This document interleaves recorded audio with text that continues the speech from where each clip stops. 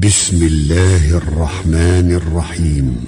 يا أيها الذين آمنوا إذا نودي للصلاة من يوم الجمعة فاسعوا إلى ذكر الله وذروا البيع.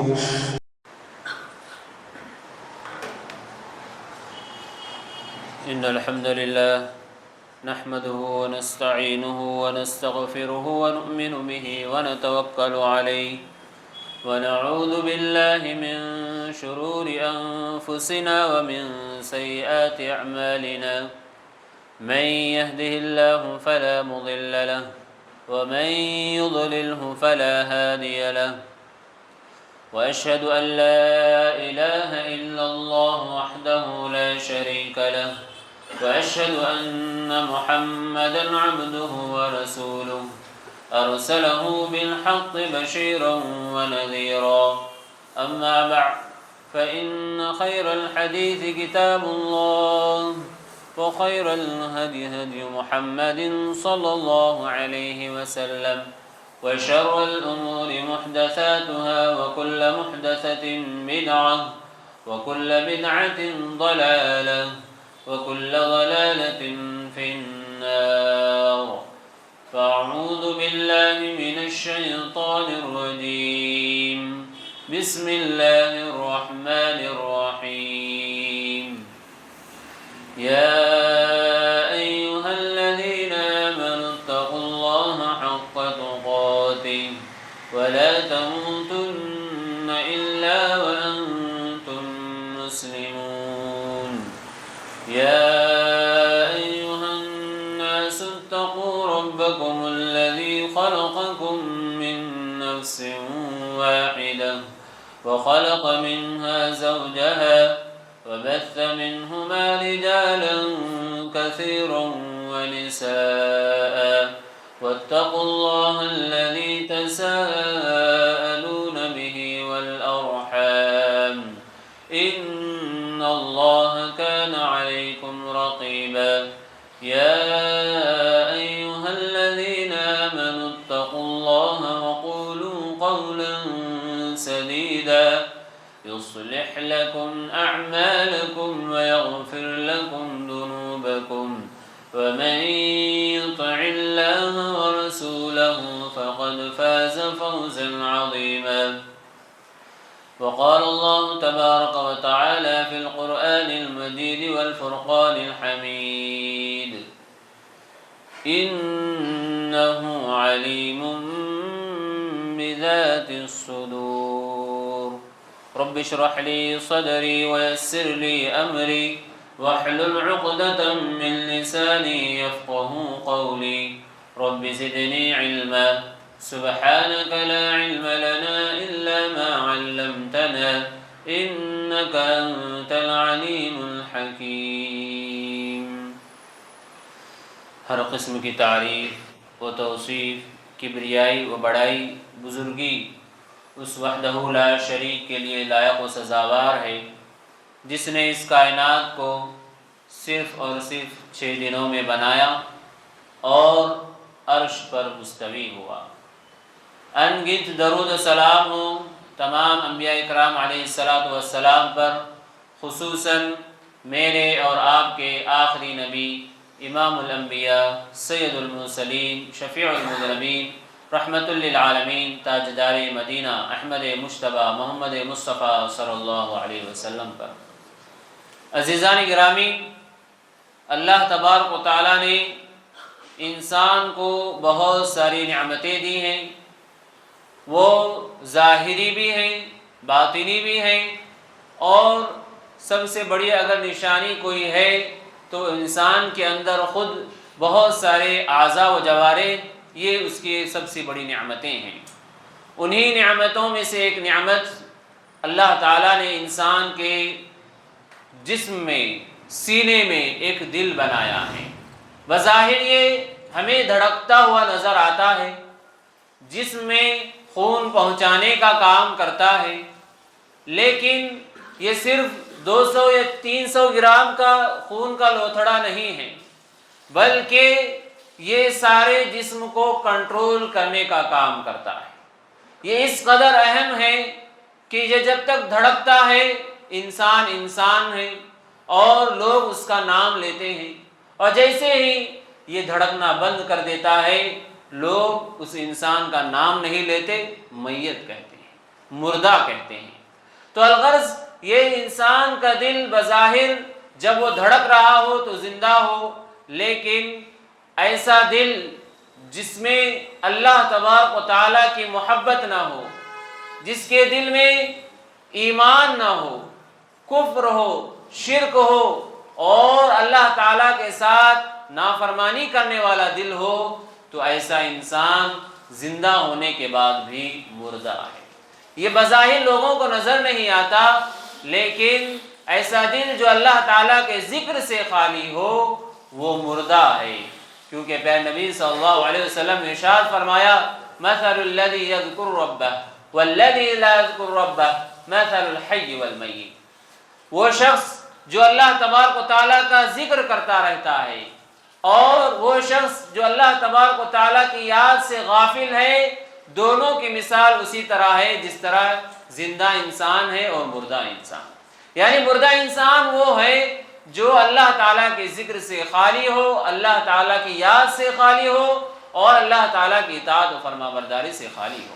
محترم سامعین، اللہ تبارک و تعالیٰ نے انسان کو دل دیا ہے تو اس کی حفاظت کرنے کا حکم بھی دیا ہے، کیونکہ یہ بہت اہم ہے۔ یہ انسان کے سارے اعضاء کو کنٹرول کرتا ہے۔ اسی لیے عربی میں کہا جاتا ہے کہ جس طرح بادشاہ ساری سلطنت کو، حکومت کو کنٹرول کرتا ہے، بالکل اسی طرح دل سارے جسم، اعضاء و جوارح پر حکومت کرتا ہے، کنٹرول کرتا ہے۔ یہ اگر بگڑ جائے تو سارا جسم بگڑ جاتا ہے، یہ اگر سدھر جائے تو اعضاء و جوارح صحیح سلامت رہتے ہیں، سیدھے رہتے ہیں۔ پیارے نبی صلی اللہ علیہ وسلم نے ارشاد فرمایا ان فی الجسد مضغہ اذا صلحت صلح الجسد کلہ واذا فسدت فسد الجسد کلہ الا وہی القلب۔ پیارے نبی صلی اللہ علیہ وسلم فرماتے ہیں کہ بے شک انسان کے جسم میں خون کا ایک ایسا لوتھڑا ہے، ایسا حصہ ہے، ایسا ٹکڑا ہے کہ وہ اگر درست رہے، صحیح سالم رہے، اعضاء و جوارح صحیح سالم رہیں گے، لیکن یہ اگر بگڑ جائے، اس کے اندر خرابی آ جائے، سارا جسم بگڑ جائے گا۔ تو پتہ یہ چلا کہ پیارے نبی صلی اللہ علیہ وسلم نے مسلمانوں کو اس بات کی تعلیم دی ہے کہ وہ اپنے دل کو کنٹرول کریں، حفاظت کریں، اس کو دنیاوی لغزشوں اور گناہوں لذتوں سے اس کی حفاظت کریں اور اس کو اپنے ایمان سے منور کرنے کی کوشش کریں۔ کیوں؟ کیونکہ اس دل پر اللہ تعالیٰ کی نظر ہے۔ ہمارے سارے اعمال میں سب سے زیادہ اگر اللہ تبارک و تعالیٰ کسی پر نظر رکھتا ہے تو وہ انسان کا دل ہے۔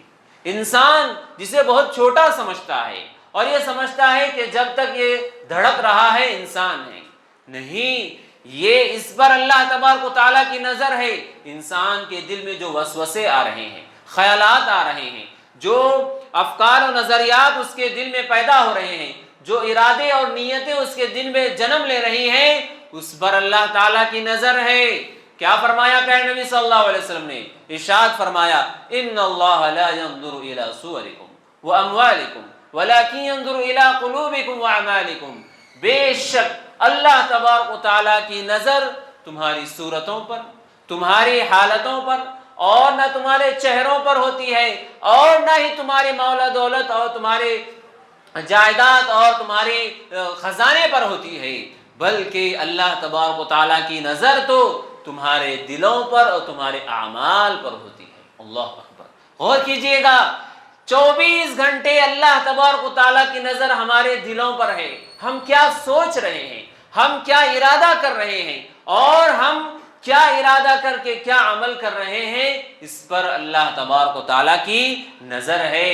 اسی لیے پیارے نبی صلی اللہ علیہ وسلم نے مجھے اور آپ کو یہ تعلیم دی ہے کہ ہم اپنے دلوں کی اصلاح کریں، اپنے دل کو فساد، گناہ لغزشوں سے محفوظ رکھیں اور ایسا دل بنائیں جو قلب سلیم ہو۔ کیا ہے قلب سلیم؟ اللہ تعالیٰ نے قرآن مجید میں ارشاد فرمایا یوم لا ينفع مال ولا بنون الا من اتى اللہ بقلب سلیم، قیامت کے دن نہ کسی کا مال و دولت اس کے کچھ کام آئے گا، اور نہ ہی جاہ و منصب، نہ دولت اس کے کام آئے گی، اور نہ ہی اس کے اہل و عیال، رشتہ دار، دوست و احباب کام آئیں گے، الا من اتى اللہ بقلب سلیم، سوائے اس شخص کے جو قلب سلیم لے کر آئے۔ محترم سامعین، اب سوال یہاں پر یہ ہے کہ قلب سلیم ہے کیا؟ قلب سلیم کہتے کسے ہیں؟ ایسا دل جو اللہ اور اس کے رسول کی محبت سے لبریز ہو، ایسا دل جو اللہ اور اس کے رسول کی اطاعت و فرما برداری میں ہمیشہ جھک جاتا ہو، ایسا دل جو اللہ اور اس کے رسول کے فرامین کے آگے اپنے کوئی خواہش کے اندر نہ رکھتا ہو، بلکہ جو حکم دیا گیا ہو اسے سر تسلیم خم کرتا ہو، ایسا دل اللہ تبارک و تعالیٰ کو پسند ہے۔ محترم سامعین، یہ کام آنے والا دل ہے، یہ کامیاب ہونے والا دل ہے، یہ وہ دل ہے جسے اللہ تبارک و تعالیٰ پسند کرتا ہے۔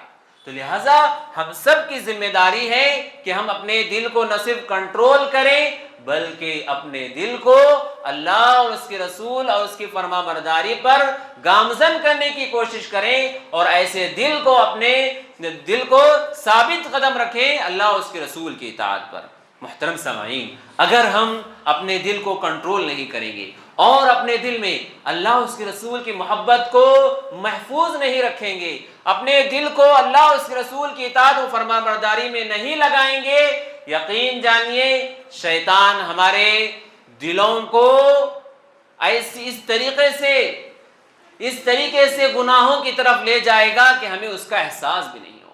ہم ابھی نیکیاں کر رہے تھے کہ اچانک گناہوں کی طرف چل دیتے ہیں۔ ہم کچھ دن 4 دن ہم کیا نیک بن گئے تھے کہ پھر ہم 5ویں دن سے پھر گناہوں کی طرف چل دیتے ہیں۔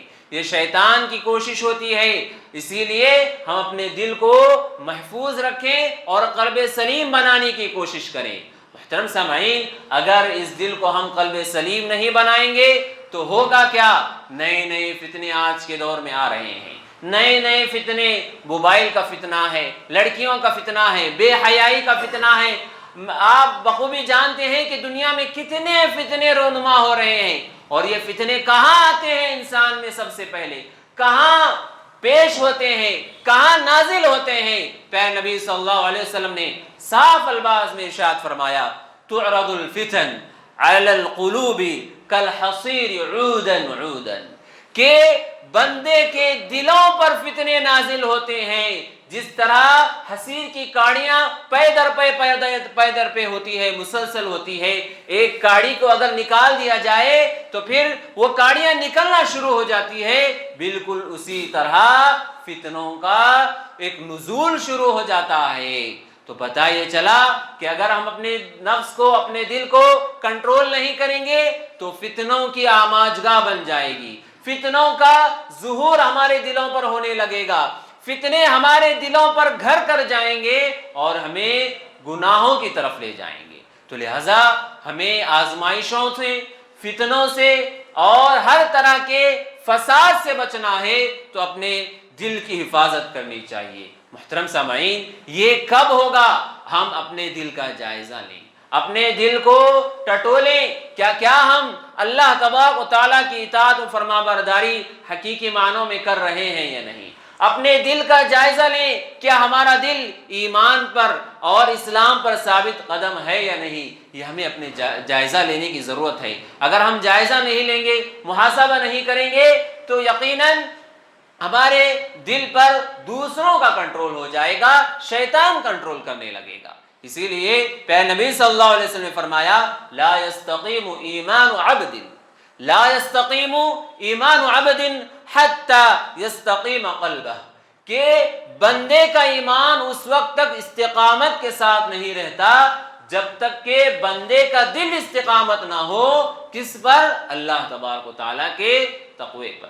دل اور خوف، دل میں اللہ تعالیٰ کا خوف اور خشیت ہوگی تو یقیناً ایسے بندے کا دل ایمان پر ثابت قدم رہے گا، ورنہ کفر، شرک، بدعات، خرافات، نہ جانے کتنی گمراہیاں اس دنیا میں جنم لے رہی ہیں، اس کی آماجگاہ بنتی جائے گی۔ تو لہٰذا ہمارے دل کو جائزہ لیں، محاسبہ کریں کہ ہم اپنے دل کو کس طریقے سدھار لا سکتے ہیں، اصلاح کر سکتے ہیں، اس کی ہمیں بھرپور کوشش کرنی چاہیے۔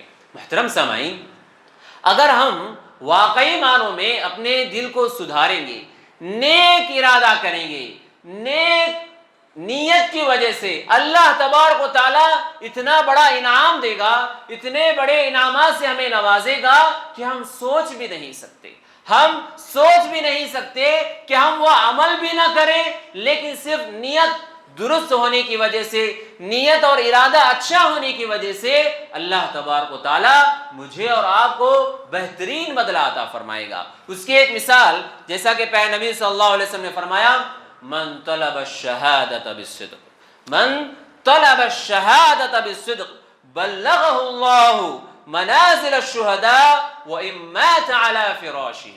صحیح مسلم۔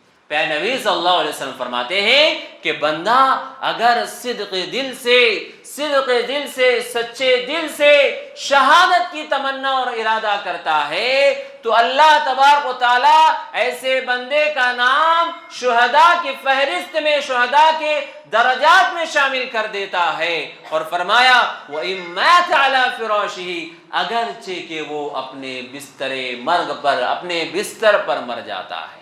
اللہ اکبر، غور کیجئے گا، شہادت کا مرتبہ ایک بہت بلند مقام ہے، بہت بڑا انعام ہے، لیکن صرف نیت اچھی تھی، نیت درست تھی، ہم نے وہ عمل نہ بھی کیا تب بھی ہمارے سچے ہونے کی وجہ سے، صدق دل سے نیت کرنے کی وجہ سے اللہ تبارک و تعالیٰ وہ مجھے اور آپ کو انعام عطا کر سکتا ہے۔ تو پتہ یہ چلا کہ ہم عمل نہ بھی کریں لیکن نیت درست ہو، ہمارا ارادہ درست ہو، نیک اعمال کرنے کی تمنا اور خواہش ہمارے دل میں ہو، تو عمل نہ کرنے کے باوجود بھی اللہ تبارک و تعالیٰ ہمیں اجر عظیم سے نواز سکتا ہے۔ محترم سامعین، آئیے اب ہم کیسے ہمارے دل کو درست کریں، کیسے ہم اس دل کا علاج کریں، کیسے ہم اس دل کی حفاظت کریں، اس کو ہم معلوم کرنے کی کوشش کرتے ہیں۔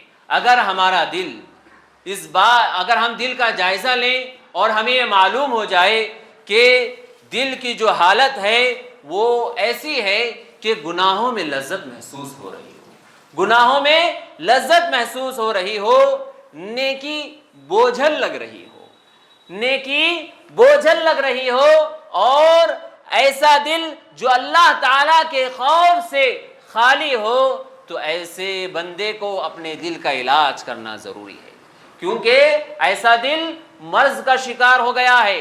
کیونکہ اللہ تبارک و تعالیٰ نے قرآن مجید میں ارشاد فرمایا فی قلوبہم مرض، ان کے دلوں کو بیماری لگی ہوئی ہے، ان کے دل کو علاج کی ضرورت ہے۔ یہ کن کے بارے میں کہا گیا؟ کون سے لوگ ہیں جن کے بارے میں مرض کی شکایت کی گئی؟ یہ منافقین تھے، جو ایمان لانے کے باوجود مسلمانوں سے، اسلام سے اور تمام صحابہ کرام سے نفرت کیا کرتے تھے، انہیں ذرہ برابر بھی نیکی کی خواہش اور تڑپ نہیں تھی۔ ایسے لوگوں کو اللہ تبارک و تعالیٰ نے کہا فی قلوبہم مرض، ان کے دلوں میں بیماری لگی ہوئی ہے۔ اور اگر ہمیں ایسا محسوس ہو کہ ہمیں گناہوں میں لذت محسوس ہو رہی ہو تو ہمیں علاج کرنا ہے۔ تو سب سے پہلا طریقہ کیا ہے دل کا جس کے ذریعے ہم علاج کریں؟ وہ ہے اللہ تبارک و تعالیٰ سے دعا۔ اللہ کے رسول صلی اللہ علیہ وسلم نے اپنی امت کو یہ تعلیم دی ہے کہ وہ دعاؤں میں خصوصی طور پر اس دعا کا اہتمام کرے، اللہم ثبت قلبی علی دینک، اللہم ثبت قلبی علی طاعتک، اے اللہ میرے دل کو تیرے دین پر ثابت قدم رکھنا، اے اللہ میرے دل کو تیری اطاعت پر ثابت قدم رکھنا۔ اور اسی طرح ایک اور دعا سکھائی گئی، یا مقلب القلوب ثبت قلبی علی دینک، اے دلوں کو پھیرنے والے، اے دلوں کو پلٹنے والے، میرے دل کو تیرے دین پر ثابت قدم رکھ۔ اور اسی طرح اللہ تبارک و تعالیٰ نے اپنے مقدس کلام میں یہ دعا تمام مسلمانوں کو یہ دعا سکھلائی، ربنا لا تزغ قلوبنا بعد اذ ہدیتنا وہب لنا من لدنک رحمہ انک انت الوہاب۔ اے پروردگارا، اگر تو ایک مرتبہ ہمیں ہدایت دے دے تو پھر گمراہی کی طرف ہمیں نہ پھیر۔ یہ دعا مجھے اور آپ کو سکھلائی گئی۔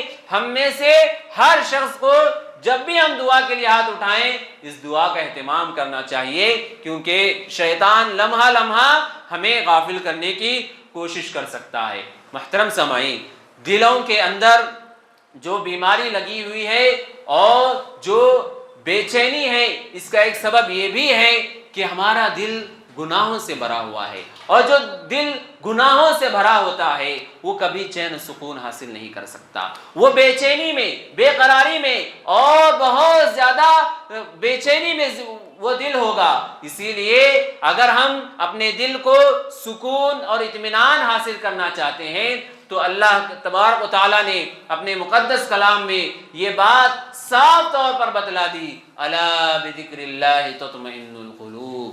سنو، خبردار ہو جاؤ، آگاہ ہو جاؤ، دلوں کو سکون اللہ تعالیٰ کے ذکر میں ہے۔ اللہ اکبر، غور کیجئے گا، دلوں کا اگر سکون کہیں ہے تو وہ اللہ تعالیٰ کے ذکر میں ہے۔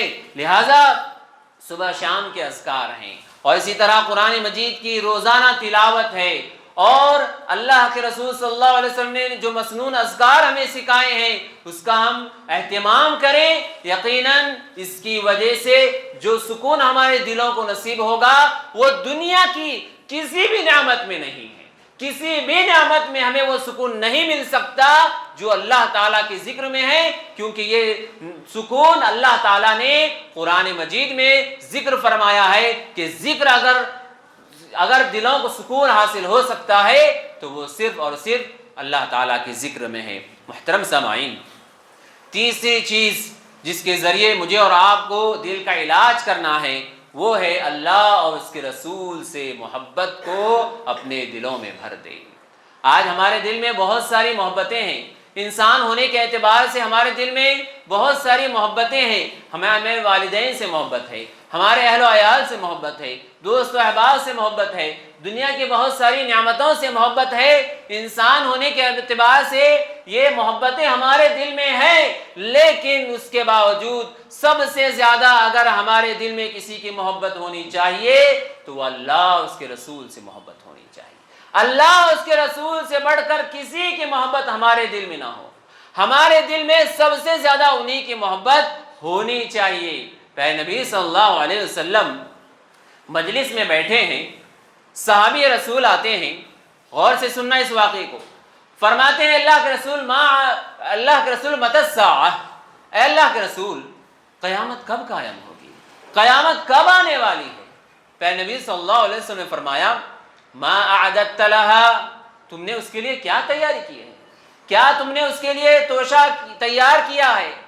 فرماتے ہیں کہ میں نے بہت زیادہ نیکیاں تو نہیں کی، لیکن میں اللہ اس کے رسول کو سب سے زیادہ چاہتا ہوں، سب سے زیادہ چاہتا ہوں۔ پھر نبی صلی اللہ علیہ وسلم اس کے بعد فرماتے ہیں انت مع من احببت، قیامت کے دن تم انہی لوگوں کے ساتھ ہوں گے جن سے تم سب سے زیادہ محبت کرتے ہو۔ اللہ اکبر، غور کیجئے گا، ہمارے دل میں اگر ہم اللہ کے رسول صلی اللہ علیہ وسلم سے حقیقی معنوں میں محبت کریں گے، اللہ کے رسول کی صحبت ہمیں حاصل ہوگی، اللہ کے رسول صلی اللہ علیہ وسلم کی رفاقت ہمیں حاصل ہوگی، اللہ کے رسول صلی اللہ علیہ وسلم کہ ہمیں صحبت حاصل ہوگی۔ یقین جانیے ہم اللہ کے رسول صلی اللہ علیہ وسلم سے کیوں محبت نہ کریں؟ وہ نبی جو راتوں میں اٹھ کر اپنی امت کے لیے دعائیں کرتا تھا، اور وہ نبی جس نے اپنی امت کے لیے ایک دعا ایسی رکھی ہے جو اللہ کے رسول صلی اللہ علیہ وسلم قیامت میں کرنے والے ہیں وہ صرف اپنی امت کے لیے اٹھا کر رکھی ہے، تو ہم اللہ کے رسول صلی اللہ علیہ وسلم کو کیوں نہ سب سے زیادہ چاہیں؟ تو لہٰذا اپنے دل کو اللہ اس کے رسول کی محبت سے بھر دیں، یقیناً اس محبت کے سبب ہمیں اللہ کے رسول صلی اللہ علیہ وسلم کی صحبت حاصل ہوگی۔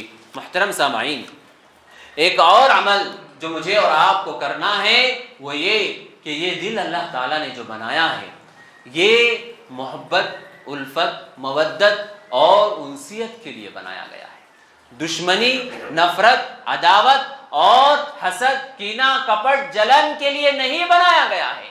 یہ انسان کا دل ہے، یہ پتھر نہیں ہے، یہ انسان کا دل ہے جسے اللہ تعالیٰ نے بنایا ہے، اور اس کا یہ حق ہے کہ اسے محبت سے بھر دیا جائے، دشمنی سے نہیں، عداوت سے نہیں۔ اور یقین جانیے میں ابھی آپ کے سامنے ایک حدیث پیش کروں گا، اور آپ کو یہ حدیث اپنے دل و دماغ میں ہمیشہ بٹھا کر رکھنی ہے کہ جو دل اللہ اور اس کے رسول سے محبت کرے گا اور جس کا دل پاک ہوگا اس کو اللہ کے رسول صلی اللہ علیہ وسلم کتنا بڑا انعام دے رہے ہیں۔